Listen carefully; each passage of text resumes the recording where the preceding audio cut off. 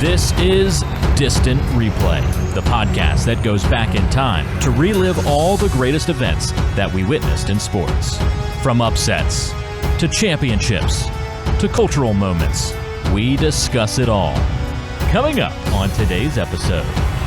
And the next thing you know, he's with like 6 or 7 people. They all stand up and start going, you cheater, you.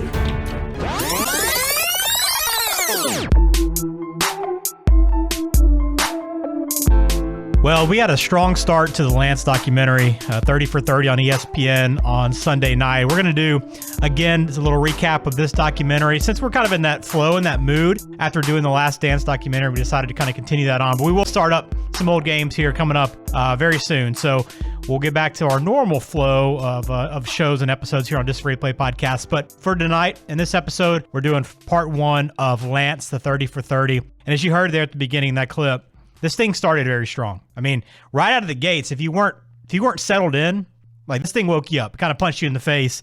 But I think it overall set the tone for the whole documentary. We're going to talk about the part 1, a lot to get into, his early part of his career, his first experiences, doping, cancer, the comeback, the sport, the Tour de France, all that in this episode. So Mike, glad to have you back on, man. Glad to catch up again. How you doing? Doing good, Benny. Glad to hear everything's well with you. And yeah, very, very eye-opening documentary. I always like watching these documentaries about a sport that I don't know much about. Obviously, I knew a little bit about the Lance Armstrong story, but I like documentaries where I learn a lot, and this one definitely fit the bill. Yeah, I'd agree with that as well. I mean, we both have memories. Anybody that follows sports at all has memories of Lance and the Live Strong and everything that he kind of went through with the cancer and the comeback, but kind of getting a better background and feel for him. Because cycling is like the Olympics, right? I mean, like you tune in essentially for the Tour de France every year. You don't know any of the storylines going into it unless maybe you read a quick preview of the competition. But otherwise, you don't know these guys, who they are, what their life is. You just watch the 20 stages or whatever it is, the 2,500 miles they race, and that's it. And then you check out for a year until it happens again. It's like a snow skier or whatever Olympic sport, you can pick it. You don't know anything about these guys typically, or these ladies. You just know what you see in that short time frame. So this pulls back the curtain a lot on that. So we're going to get into it tonight. Let me remind you too, first off, you can follow us on Twitter, Distant Podcast. Our website is distantreplaypodcast.com. All past episodes are there, and show notes as well. So you can find show notes for this episode right there as well. And also on YouTube. We got every show archived on YouTube as well. So let me just begin. We're going to probably go chronologically for the most part through this first episode, but I want to begin with the kind of the opening.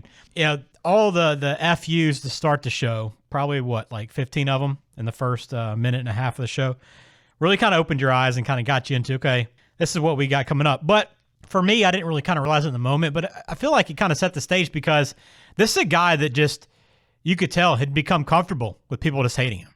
And that's kind of what he expected, to have very similar reactions to a lot of what he dealt with throughout his career because of the type of person he was. He just expected everybody to kind of be that way immediately to him after finding out about his whole scandal and stuff. And it took a while. It took 5 years before he had the first incident in Austin.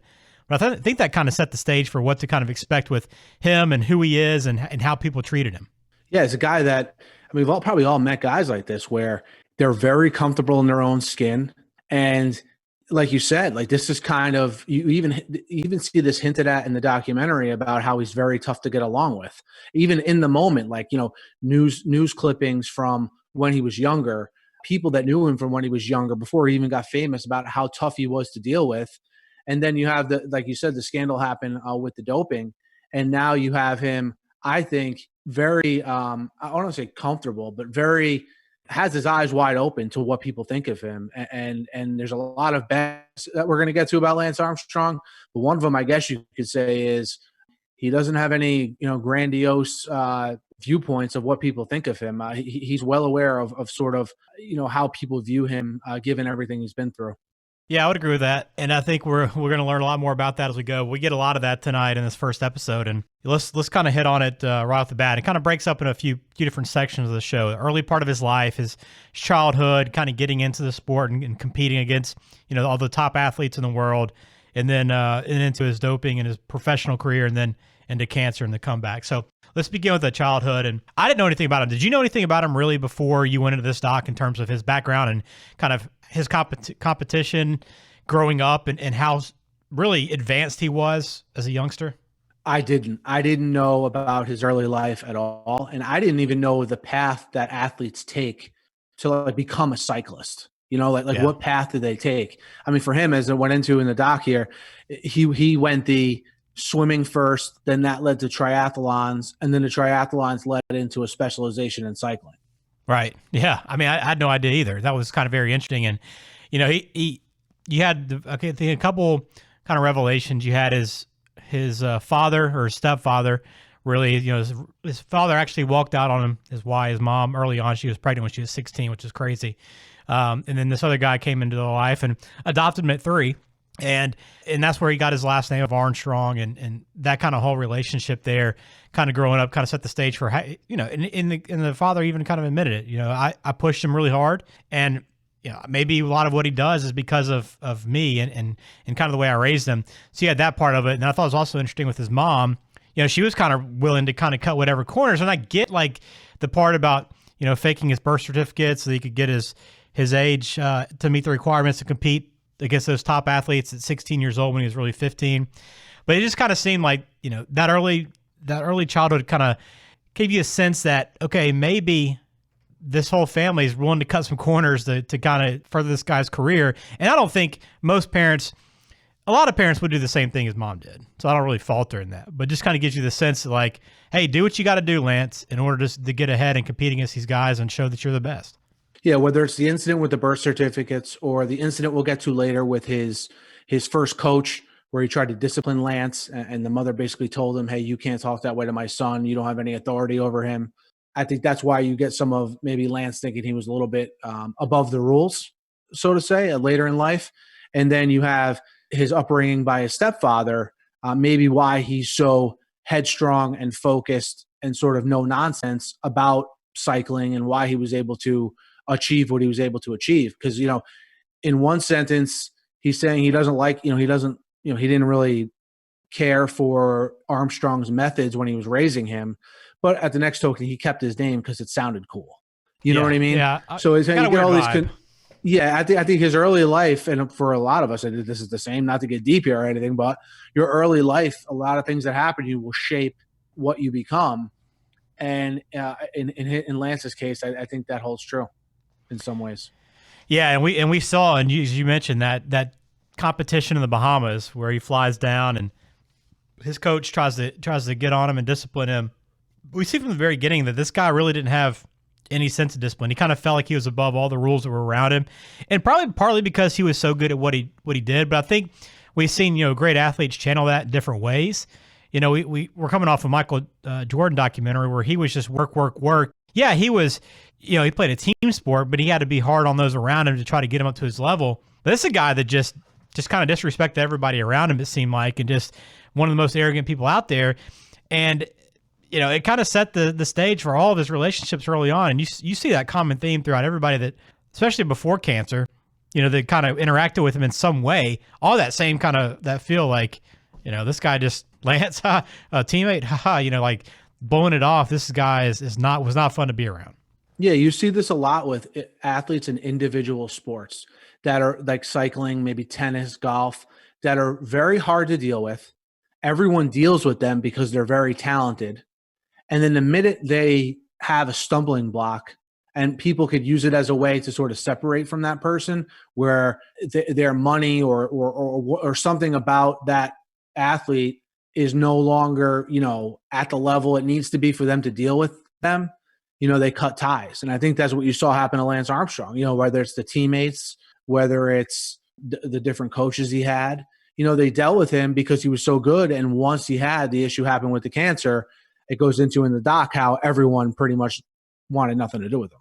Yeah, and I thought early on in this in his life, he kind of started competing. And like you said, it's very interesting to see how you get into professional cycling. And I guess there's these kind of small niche sports that they probably have these big events going on all around you that you probably have no idea about. Like these competitions he was racing early on where he stood out and kind of become well known within those circles. But for us and for me, for you, like have no idea about these things. But he obviously is prodigy, gets picked up early on, gets signed his first deal, and he's talking about the money. You know, he went from making just a little bit to all of a sudden he's making $24,000 a year. And this guy looked at, also to credit him too, he took chances in that time frame too. Like, you know, he moved away from his mom at 17 to move to Austin and kind of chase his dream. So, you know, even though he was kind of a dick to be around, right? I mean, he kind of took the bull by the horn, so to speak, in terms of his career and really trying to get to the top. He might have not have done it the right way, but he was passionate about it and took some chances early on, and it paid off pretty quickly. Yeah, he knew what he wanted. He went after it, and he was very talented in what he was doing. And like you said, first contracts are $18,000 and $24,000 a year, respectively. His interviews from back then, I thought what I took from them is he's pretty much the same he is now as he was back then.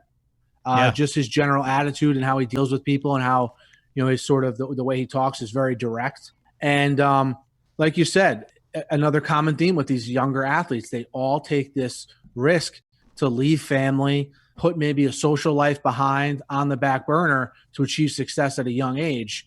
And, you know, at 21 years old in 1993, you know, he becomes, you know, a world champion in cycling.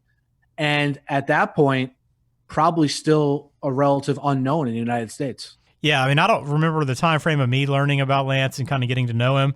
He obviously was on the radar because you had Chris Fowler in Scholastic Sports America, which we both grew up on, you know, documenting him and having that conversation with him. So he was out there in some respect, but it was probably also one of those things where you saw, okay, we're talking to a cyclist. I mean, okay, I'll check out for a little bit and get back to him when they talk about it in the NBA or the NFL or something. So who knows how much we knew about it at that time. But I thought one of the interesting stories early on in his career was him hanging out with this bar owner, whose nickname was College, by the way.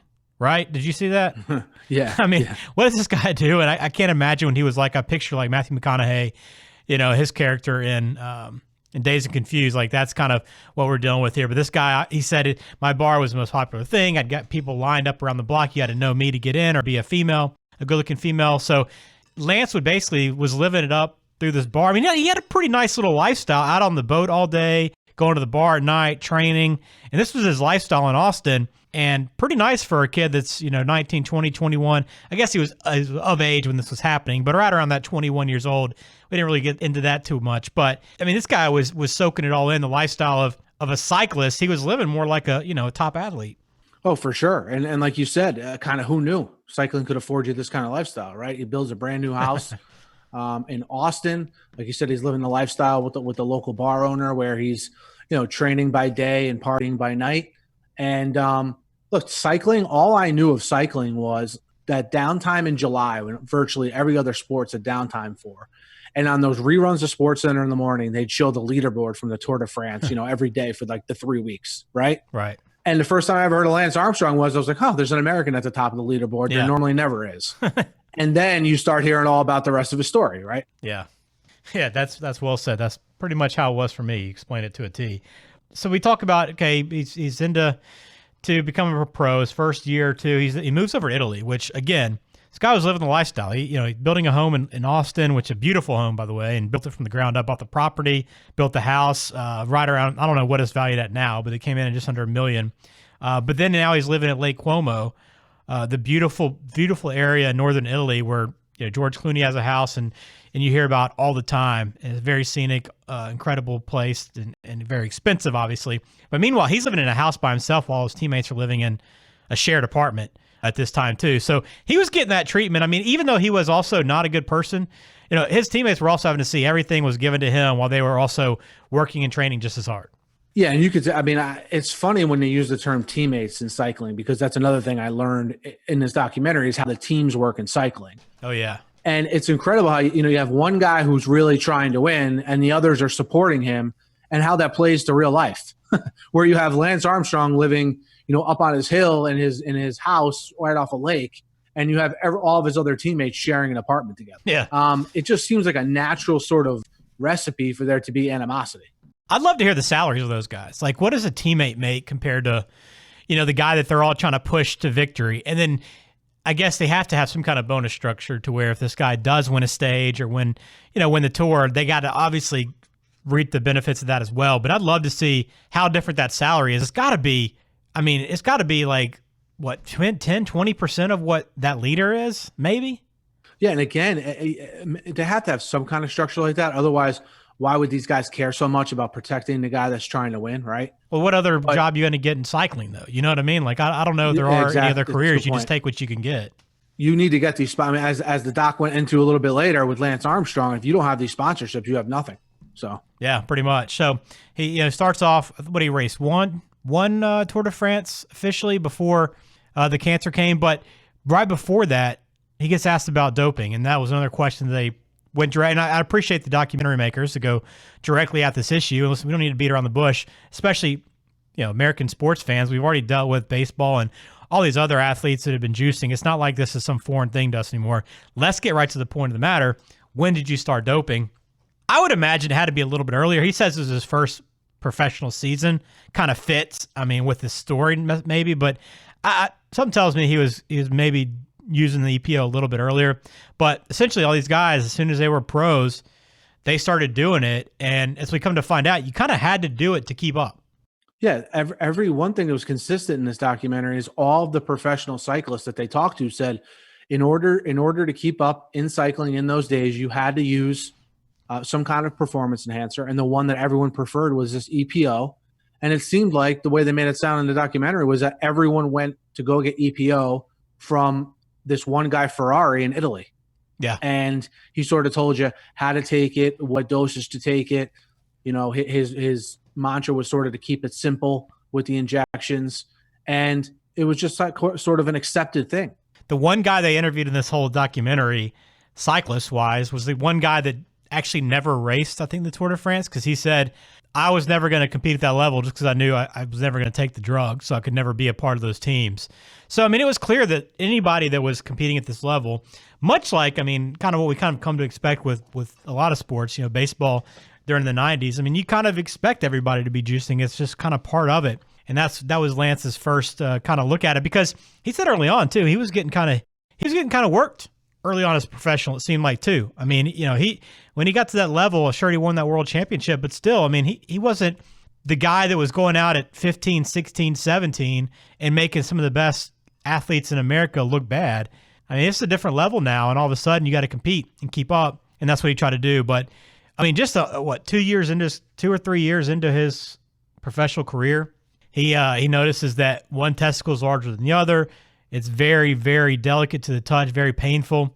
Puts it off as long as possible, but eventually pulls out of the Tour de France because he's so uncomfortable and goes in. He's sick, not feeling well. They find out that he's got cancer, fairly aggressive form of cancer, and he's going into surgery the next day. It's pretty amazing to me that, and I don't really, we know the story and we've heard a lot of it, during his run as a champion, but I just didn't realize how early in his career this was. I probably did at the time. It's just maybe left my memory a little bit, but to happen so early, really before he had won anything. He'd won the world championship and he was kind of known, definitely in the cycling world, but as a American athlete, probably 25, 30% of America might have known who he was, tops. And then this struck, and that kind of changed his life completely. This was kind of the turning point.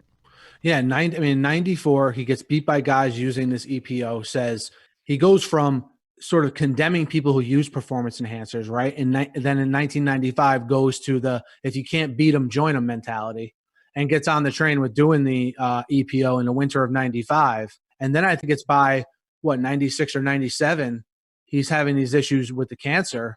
Yeah, and to the point where how he found out it was serious. He's throwing up blood, coughing up blood, and this cancer had already metastasized on him. So it wasn't only just it wasn't only in the affected area. It was also in his lungs, and I think they said at one point it metastasized to his brain as well. Yeah, and you have this guy competing at a all world level in cycling with all this sort of going on beneath the surface. And that's pretty incredible in its own right. Yeah, to have an athlete at that level, as he mentioned, I'm one of the fittest people in the entire world, and this is hitting me at in my 20s, my mid 20s, is pretty remarkable. And to go through everything, and their goal coming out of that was, hey, let's just try to be able to live a normal life. Let's try to beat cancer. And that's the number one goal you have. Number two is, let's see if we can live some kind of a normal life. Forget about bike riding. That career is pretty much done at this point. Any chance of doing that, forget about it. And he goes through this and does the treatment and kind of goes through that entire process. And pretty remarkable. I mean, I guess because of the shape he was in, how young he was able to really fight it as quickly as he was and get back into onto a bike. I mean, is remarkable. And that's why everybody pulled for him. I mean, this is kind of when I think everybody was introduced to him shortly after this when we get into the tour again, when he makes his return. But this is what everybody pulled for, is this guy that was able to face this challenge, as you mentioned. I mean, he's starting to take over his whole body, to fight through that, to recover, and then be able to compete at that level again. You know, that's a special story that anybody's going to get behind. I mean, can you go from a more inspirational story to where he's at now? I don't think you can find a sports story like this one. It's so unique in so many facets. And the timetable on this, like you just said, I didn't really realize the exact timetable, but he was back racing by March of 98. Yeah. How quick he was able to sort of go through the treatments for the cancer, then work himself back into shape, and then work himself back into like actual prime, maybe not prime Lance Armstrong racing shape, but prime enough to race, was absolutely incredible. Yeah, and he says that he doesn't think the EPO had anything to do with the cancer. But, I mean, how quickly was he ready to get back into it? Because as soon as he came back, I mean, he thought, I'm going to get back on the bike. Things are going to be like they used to be.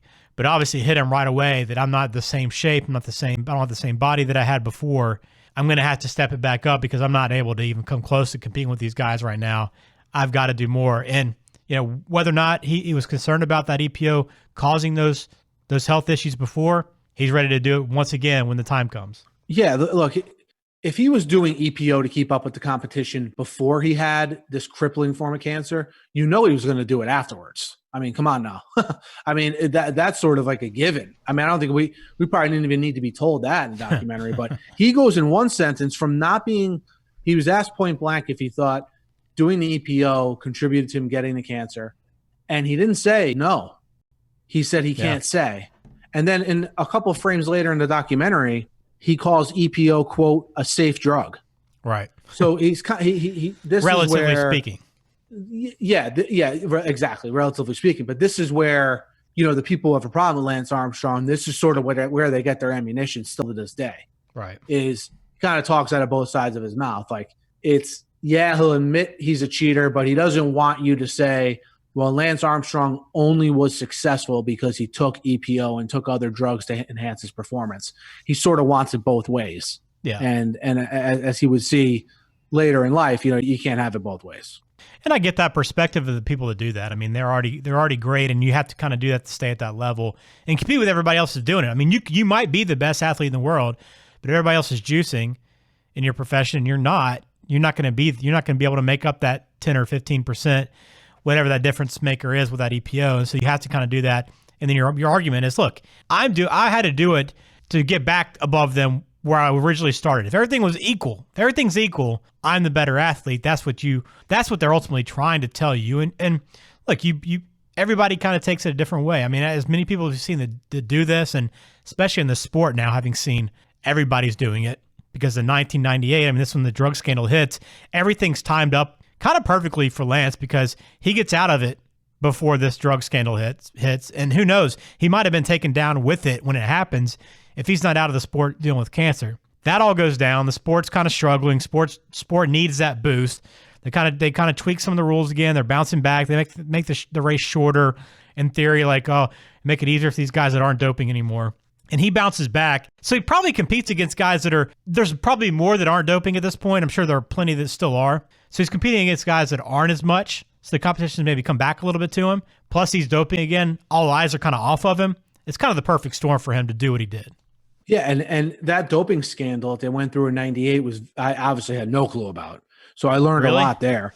Not how it affected the whole sport. No, I didn't know. I didn't know that there was no World Anti-Doping Agency until really this incident. Yeah, I didn't realize that. Yeah. Yeah, because they're the agency that's sort of quoted and coined anytime one of these doping incidents come up, whether it's with the Olympics or what have you. Yeah. It just goes to show how seriously the sports landscape internationally took doping.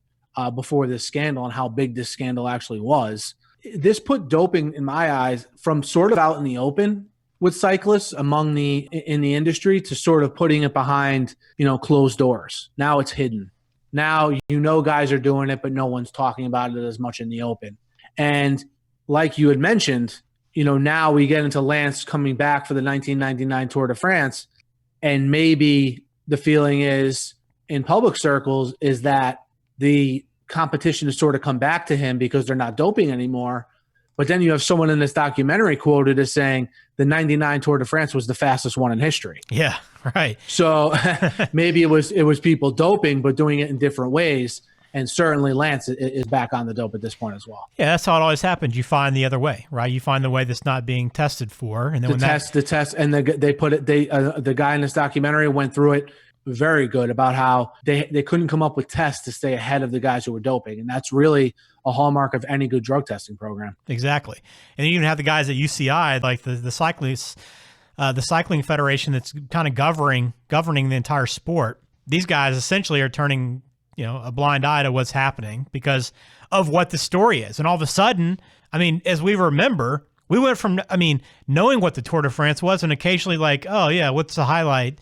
What guy's at the top of the leaderboard? Who's wearing the yellow jersey for this stage? To, I'm actually going to tune in and watch this because you got an American, there's guys there's a lot of fans traveling overseas, supporting Lance, supporting that team.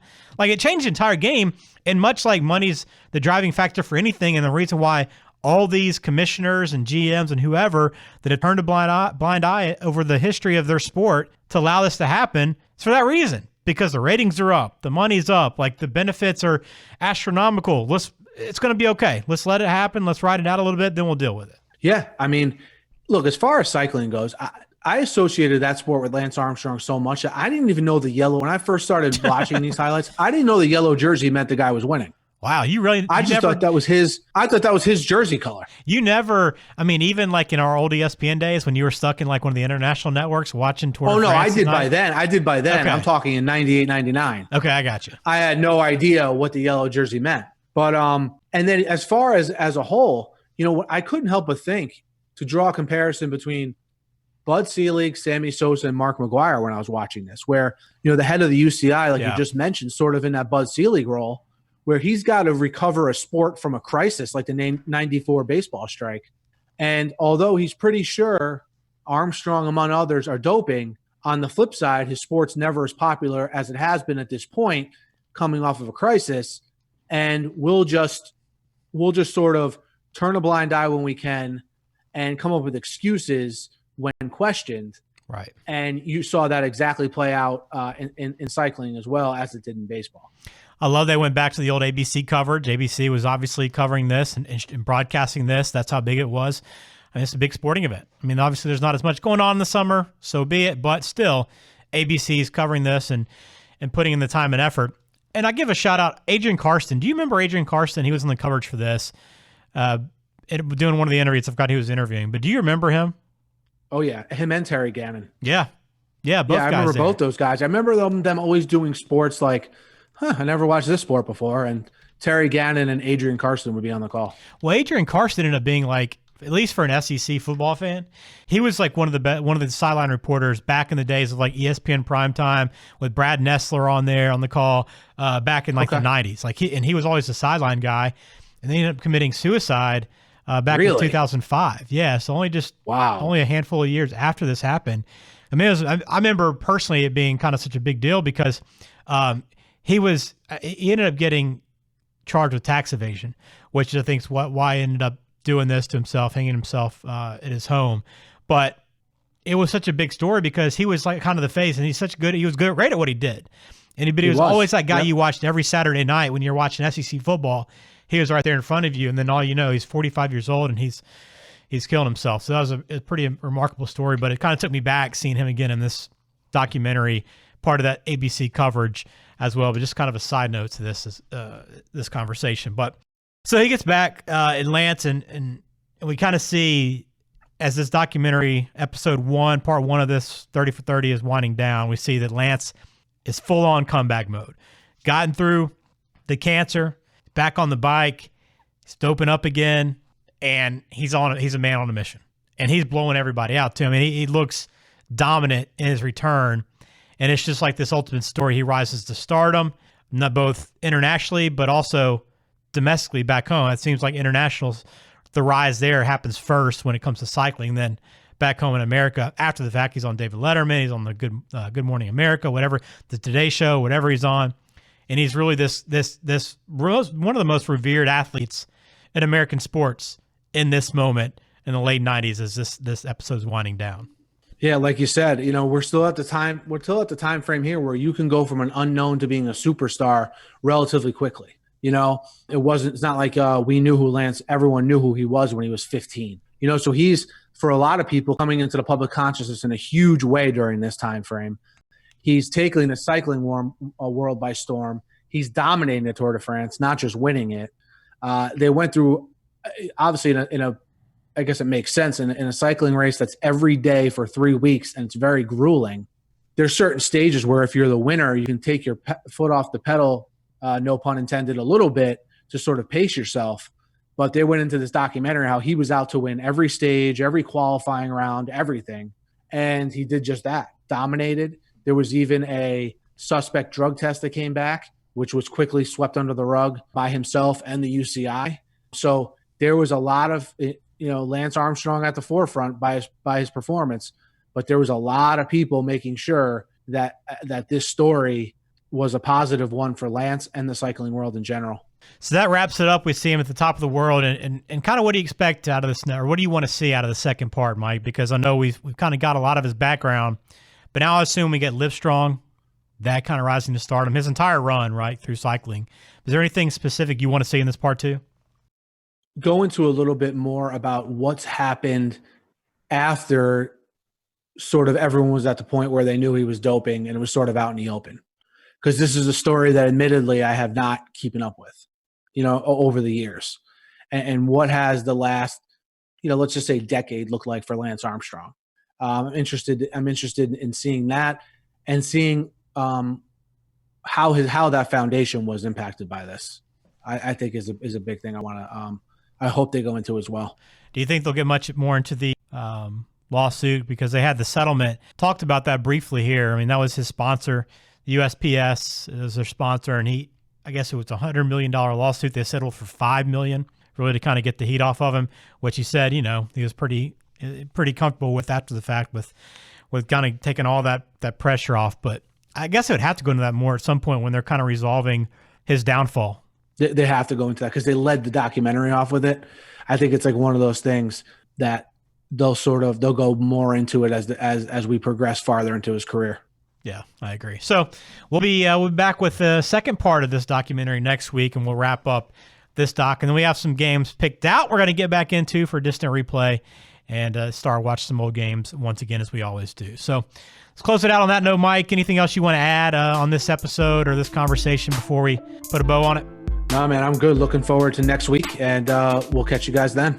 Make sure you subscribe. Please do that. Leave us a review as well. We'd appreciate that. And check us out online, distantreplaypodcast.com, on Twitter, Distant Podcast, and on YouTube as well. So for Mike Noto, I am Ben George. Thanks for listening to this episode of Distant Replay Podcast. We'll talk to you again next week.